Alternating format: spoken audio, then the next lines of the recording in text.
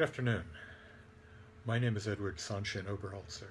I'm the resident priest here at the Joseph Priestley Zen Sangha in Lewisburg, Pennsylvania. We're an affiliate of Empty Moon Zen. I used to ride my bicycle to work back when I lived in Massachusetts.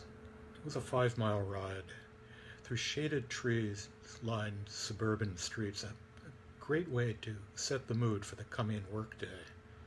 Energizing. A great way to unwind on the way home. Soothing, relaxing. One morning, on my way to work, I pulled up to a stoplight in downtown Winchester.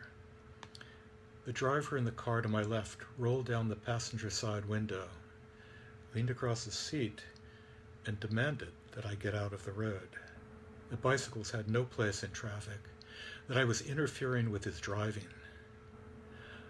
I don't recall the exact sequence of events or the words exchanged. What I do remember is that feeling of rage welling up within me, of being overtaken by it, of knowing in that moment that I wanted nothing more than to drag the driver from his car and beat him bloody. I do realize how comical that sounds, coming from an old fart. I remember getting off my bicycle and offering to have it out with him on the side of the road.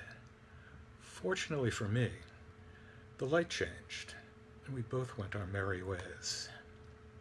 You know, we talk of the three poisons: greed, anger, and ignorance. Though aren't greed and anger really just the offspring of ignorance? Nonetheless, each of us can claim one of those poisons as our own. Mine, evidently, is anger.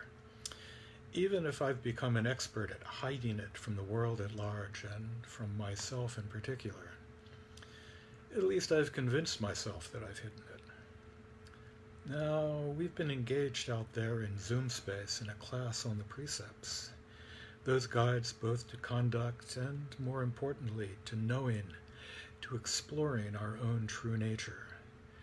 The class is dealt with the first 5, a distinction rooted in history.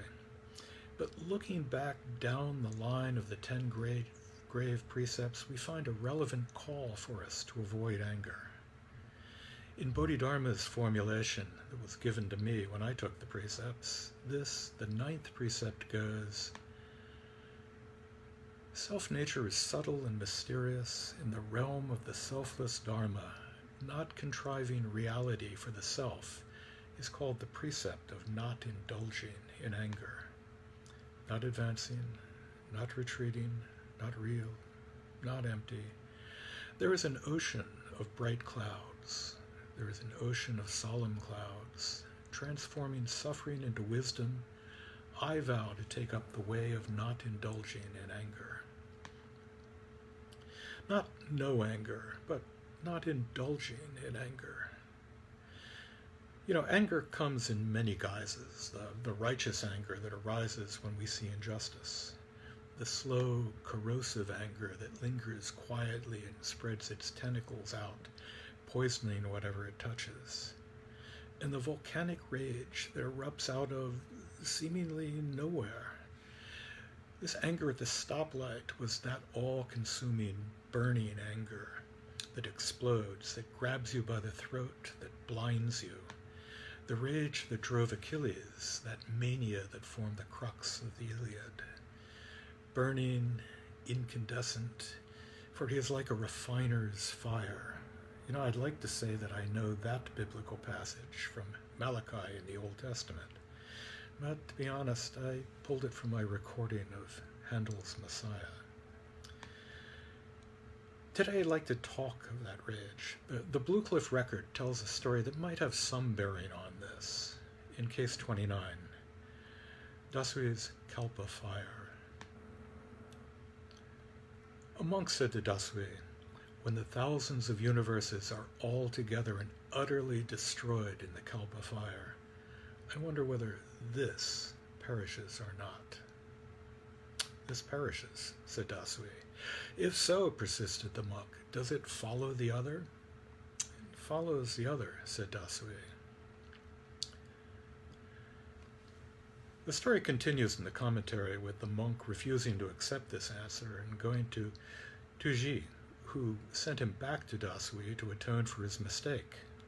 When he arrived, Dasui had passed away. The monk returned to Tuji, but he too had died. Further in the same commentary, another monk asked the same question of another teacher and was told, "It does not perish. It doesn't follow the other. Just this. This perishes. But don't hang on to its perishing."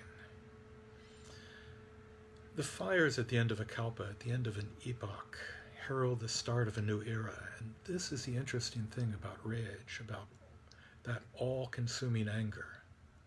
It passes. If you give it space, it will drop away as all things drop away. Anger is a part of our nature. It arises, it passes away. Don't condemn it, and like Bodhidharma, don't indulge it.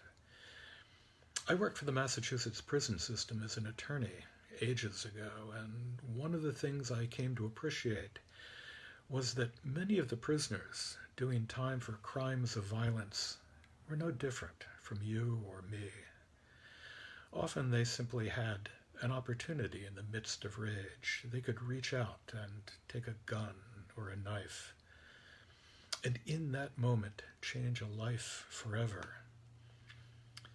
It takes practice, long hours of practice, to know in your bones that the anger that seems overwhelming also will pass, that all things pass. Anger, rage arises like that Kalpa fire, and if we're lucky, burns away. There is an ocean of bright clouds, and there is an ocean of solemn clouds. The traffic light changed. The car and I moved on. The rage subsided. And it was, in the end, a lovely autumn day.